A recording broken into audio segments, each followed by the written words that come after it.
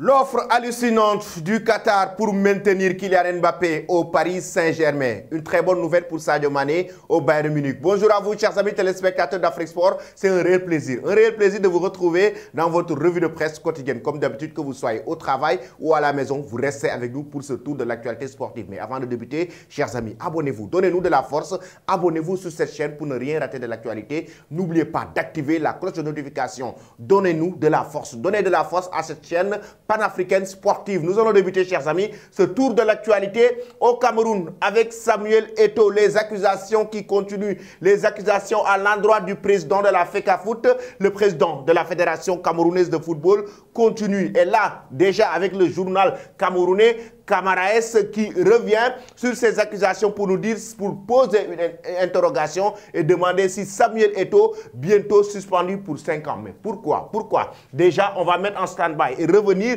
avec le journal L'équipe qui va dans les détails pour expliquer ce qui se passe actuellement au Cameroun avec le football camerounais. Hier, je vais évoquer Samuel Eto'o, le plan qu'il a mis, la stratégie qu'il a mis, c'est-à-dire le plan de développement pour les infrastructures sportives qu'il prépare avec la FIFA pour le football camerounais. Là, les légendes camerounais, toujours les bâtons dans les roues, on est attaqué de partout. Didier Drogba était victime de ça lors de son assemblée générale de la Côte d'Ivoire. Il n'a pas été soutenu par des acteurs du football ivoirien. C'est la même chose avec Samuel Eto'o. Lui, il vient, c'est une légende, il apporte son expérience, son expertise, les bâtons dans les roues, il est attaqué de partout, il est accusé, il est soupçonné. Et Eto'o, face aux soupçons, comme l'a bien évoqué le quotidien L'équipe, l'ancien attaquant aujourd'hui, président de la Fédération camerounaise de football, est accusé dans son pays d'avoir favorisé la promotion d'un club de D2 en première division. Voici la soupçon, mais aussi les accusations à l'endroit du président de la Fédération camerounaise de football. Dans le collimateur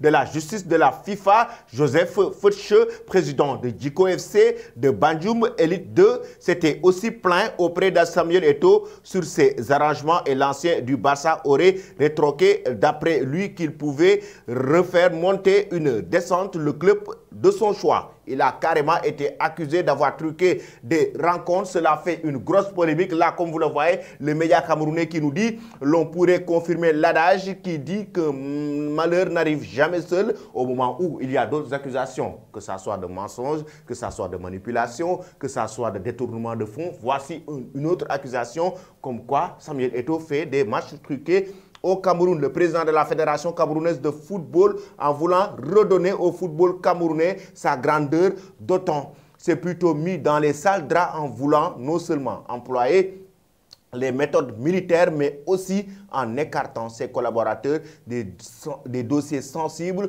d'où cette nouvelle haine indescriptible, chers amis. Moi, je pense que le mal est profond. Le mal est profond du moment où il y a des personnes, à chaque fois, qui sont frustrées, à chaque fois qu'ils ne sont pas dans les dossiers de la Fédération camerounaise de football, ils font des sorties médiatiques. Ces personnes font tout le temps des sorties pour attaquer directement Samuel Eto'o. Et là, qu'est-ce qui se passe? Qu'est-ce qui se passe? Est-ce qu'ils ne trouvent pas leur compte dans cette fédération? Est-ce que Samuel Eto'o n'a pas apporté beaucoup plus de professionnalisme, raison pour laquelle il crée des frustrés? Et oui, il a essayé d'apporter de professionnalisme parce qu'on a, personnellement, j'ai lu des articles au Cameroun, personnellement, j'ai vu des vidéos où on dit que désormais, les joueurs camerounais qui évoluent dans le championnat local camerounais sont payés normalement par les présidents de clubs. Et oui, Samuel Eto'o a exigé une règle pour payer les présidents, pour payer les joueurs. Il faut payer normalement les joueurs camerounais à l'époque.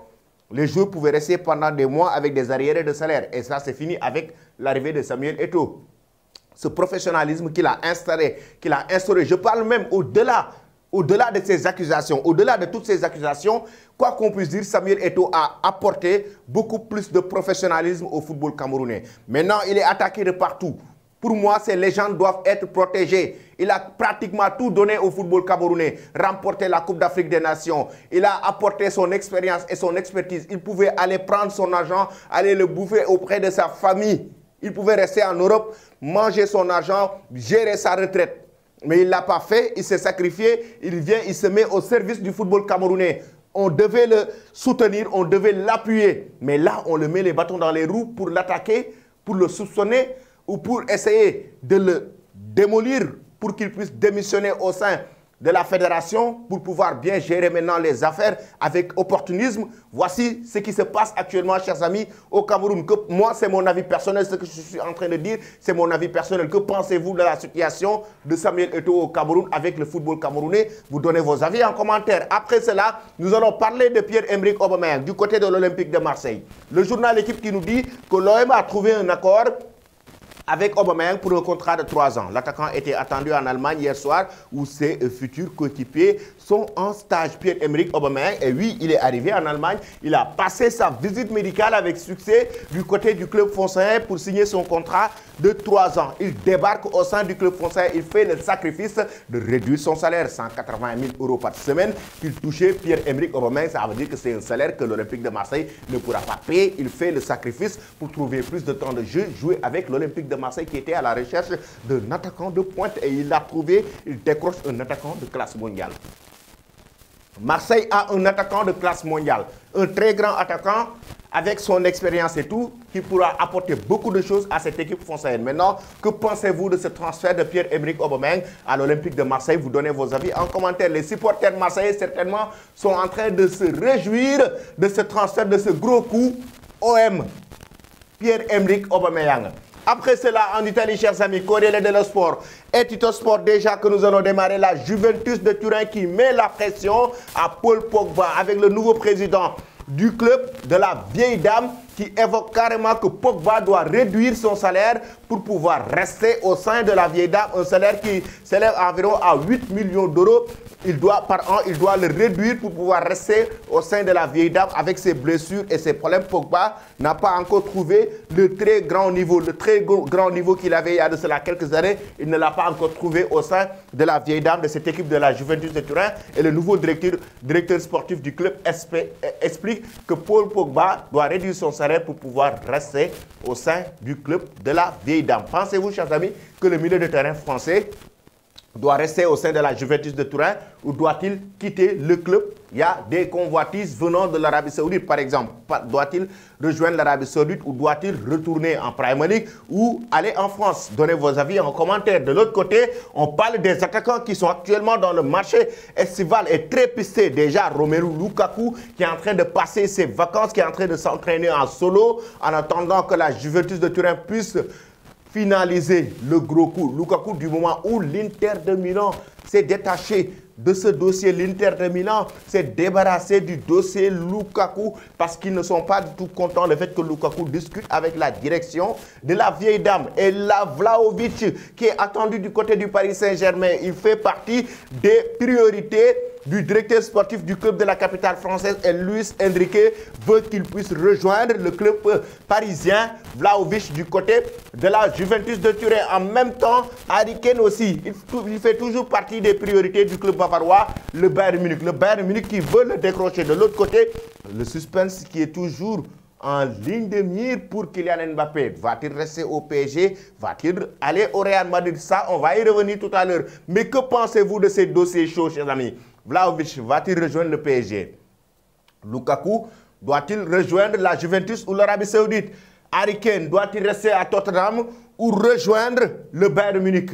Que pensez-vous du dossier Kylian Mbappé? En Espagne, le quotidien sport est Mundo Deportivo. Déjà avec Mundo qui enregistre le retour de Oriol Romeu. Après le départ de Sergio Busquets, le Barça avait besoin de milieu de terrain défensif de très haute facture.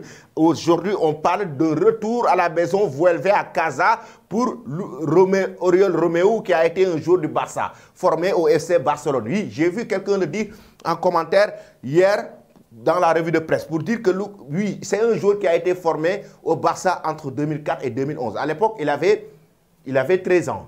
À l'époque, il avait 13 ans, il a été formé au FC Barcelone. Et la saison 2010-2011, il a évolué aussi au FC Barcelone. Après, le joueur qui a actuellement 32 ans est parti du côté des autres équipes pour se faire de l'expérience. Et là, il a engagé beaucoup d'expérience pour revenir au Barça. El Barça ha official el regreso del conterrano que firma hasta 2026 pour 3-4 millions d'euros. Et il a voyagé avec l'équipe aux États-Unis. Comme l'a si bien expliqué Mundo Deportivo, le FC Barcelone a officialisé le retour Doriol Romeu pour une somme de 3 voire 4 millions d'euros jusqu'en 2026 et il a voyagé avec l'équipe de Xavi Hernandez pour aller se préparer aux États-Unis comme l'effectif de Xavi a été bien donné. De l'autre côté aussi, il y a le quotidien sport qui revient sur le cas João Félix. João Félix, lui, il a carrément exprimé son amour au FC Barcelone. Il a publiquement dit, d'ailleurs, ce qui a créé la colère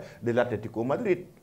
Ils étaient très en colère du moment où il dit qu'il a envie, qu'il veut jouer au Barça. Et il fait la pression à son agent, José Mendes, el jugador presiona para venir cedido al Barça y su agente Jorge Mendes fuerza para que haya un acuerdo. Le joueur met la pression pour venir au Barça et son agent Jorge Mendes pousse pour avoir un accord. Comme l'a si bien expliqué le quotidien sport. Xavi Hernandez est OK, mais la direction Blaugrana est en train de voir si c'est possible ou pas. Mais Xavi est OK pour recevoir João Félix au sein du club catalan. Il veut jouer, il l'a dit publiquement et ça crée la colère actuellement des dirigeants colchoneros. Chers amis, pensez-vous que João Félix doit rejoindre le Barça? Sérieusement, pensez-vous que Xavi et le Barça ont besoin de João Félix dans leur effectif? Donnez vos avis en commentaire. Ensuite, nous allons au PSG pour parler de l'avenir de Neymar qui lâche une bombe. Neymar qui lâche une bombe du moment où, après sa grave blessure l'année dernière, il n'a pas terminé la saison avec le club de la capitale française. Neymar, à un moment donné, il était très critiqué par rapport à son hygiène de vie, très critiqué par rapport à sa façon de faire, très critiqué par rapport à la façon dont il mène sa carrière au PSG. Et là, il veut toujours rester au PSG. Il lâche une bombe, mais il dit carrément qu'il ne rejoindra pas aucun club. Il a été clair. L'international Auvergne veut rester dans la capitale française. J'espère jouer cette saison au PSG. J'ai un contrat avec le Paris Saint-Germain et jusqu'à présent, personne ne m'a rien dit. Il n'a donc reçu aucun message de sa direction concernant un départ. Il a ensuite adressé un message aux supporters du PSG, qui l'ont d'ailleurs très critiqué, très hué l'année dernière avec Lionel Messi, qui ne l'ont pas épargné. Même s'il n'y a pas d'amour entre les fans et les joueurs, je serai là, avec amour ou sans amour, mais avec Neymar. Pourrait être d'ailleurs l'un des derniers membres de la MNM, Messi, Neymar, Mbappé à être présent cette saison puisque Lionel Messi est parti et Kylian Mbappé pourrait s'en aller également. Chers amis, que pensez-vous de cela? Que pensez-vous de cette bombe lâchée par Neymar qu'il va bel et bien rester au Paris Saint-Germain? Êtes-vous d'accord avec cela? Neymar devait-il rester au PSG ou devait-il quitter le club de la capitale française? J'aimerais avoir vos avis en commentaire. Mais qu'est-ce qu'il dit? Puisque Lionel Messi est parti et Kylian Mbappé pourrait s'en aller également. Justement, parlons de Kylian Mbappé, parlons du joueur français, parlons du natif de Bondy. The Athletic et AS explique que divers investisseurs ont mis en garde les dirigeants du Paris Saint-Germain au sujet d'un départ libre de Kylian Mbappé. Parce qu'ils ont mis beaucoup d'argent au sein du club de la capitale française à cause de Mbappé. Ce serait des conséquences terribles, notamment sur le prochain bilan comptable. Le contrat qu'il a signé l'an dernier avec un salaire XXL, 70 millions d'euros brut par an et une prime de 100 millions d'euros ainsi qu'une prime de fidélité de 70 voire 80 millions d'euros cet été pèse lourdement sur les finances du club.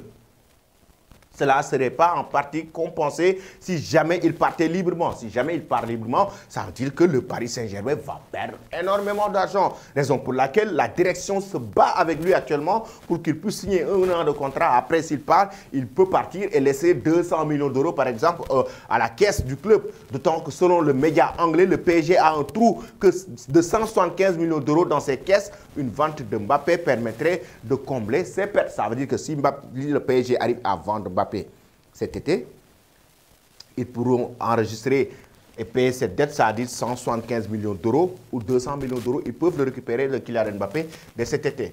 Mais, chers amis, il y a autre chose qui se passe. Vous voyez là, c'est l'émir du Qatar. Et Défense Centrale nous donne une information de taille et voit les choses différemment pour nous dire que le Qatar est en train de préparer une offre hallucinante pour Kylian Mbappé. Un contrat de vie, un contrat de 10 voire 11 ans. Le média ibérique révèle une information pour le moins étonnante. Ainsi, on apprend que le PSG veut faire une ultime offre pour convaincre l'attaquant de 24 ans de prolonger l'aventure. Défense Centrale parle d'un méga contrat offert par le Qatar. L'émir du Qatar aurait d'ailleurs donné son feu vert contre Mbappé qui deviendrait l'un des sportifs les mieux payés de tous les temps puisque l'offre globale atteindrait la somme de 1 milliard d'euros. 1 milliard d'euros pour convaincre Kylian Mbappé à prolonger selon Défenseur Central qui donne cette information pour nous dire que l'émir du Qatar a donné son feu vert pour une offre de 1 milliard d'euros. Le PSG lui offrirait un contrat pratiquement à vie de 10 à 11 ans. Une proposition de la dernière chance de la part de Paris. Ça veut dire que si Mbappé n'arrive pas à recevoir, si Mbappé reçoit cette proposition et n'accepte pas, c'est fini. C'est fini entre les deux parce que c'est une offre de 1 milliard d'euros, chers amis, un contrat de 10 à 11 ans. Chers amis, c'est hallucinant. Un contrat de vie. Est-ce que Mbappé va l'accepter? Que pensez-vous, chers amis, de cette proposition annoncée par Défenseur Central? Pensez-vous, chers amis, que c'est une offre possible que le PSG va carrément mettre sur la table pour maintenir Kylian Mbappé? Donnez vos avis en commentaire. J'aimerais avoir vos avis là-dessus en commentaire et je vais les lire avec beaucoup de plaisir. Abonnez-vous.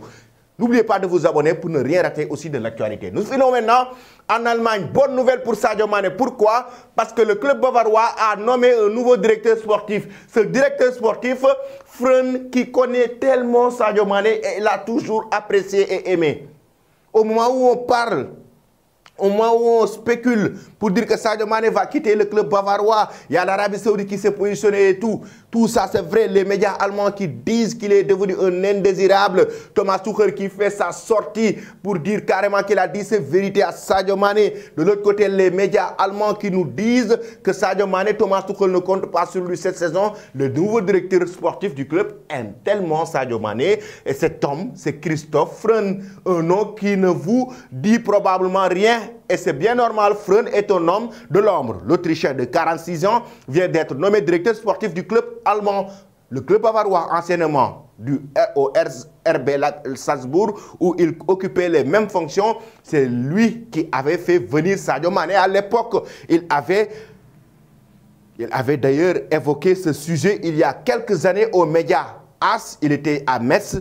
Nous l'avons vu jouer avec le Sénégal, nous l'avons aimé parce qu'il correspondrait à notre style et qu'il est très bon. Mais ce n'était pas facile, il avait 19 ans et nous avons demandé où il se trouvait à Salzbourg. Nous n'étions pas si connus à l'époque avec 45 pralines en 87 matchs durant ces 2 saisons au club. C'est un peu de dire que le natif de Bambali aura contribué à mettre la formation autrichienne sur la carte de l'Europe, mais il a quand même fait sa participation et Freund l'a toujours aimé, raison pour laquelle c'est lui qui l'a fait amener du FC Metz pour Salzbourg. C'est lui qui l'a fait signer à Salzbourg à l'époque en provenance du FC Metz. Il l'a toujours aimé, il l'a toujours apprécié et aujourd'hui, c'est lui le nouveau directeur sportif du club bavarois. Il connaît tellement Sadio Mané et l'a toujours apprécié, l'a toujours aimé. C'est une bonne nouvelle pour Sadio Mané qui pourrait avoir une chance maintenant de se maintenir au sein du club bavarois et continuer sa progression. Essayer de faire cette saison feu et flamme si Thomas Tuchel, bien sûr, lui donne cette opportunité dans le 11 de départ, chers amis. Que pensez-vous de cela? Pensez-vous que Sadio Mané, oui, avec l'arrivée du nouveau directeur sportif du club, Freund, Christoph Freund, doit quitter le club bavarois ou doit-il rester? Donnez vos avis en commentaire. De l'autre côté, regardez bien l'Inter Miami qui devance l'Inter de Milan. Le compte Instagram de l'Inter Miami devance le compte Instagram de l'Inter de Milan. Et oui, sacré Lionel Messi, c'est à cause de Messi, avec l'arrivée de Messi et notamment Sergio Busquets, surtout l'arrivée de Messi à 90%, regardez bien, 10 200 followers.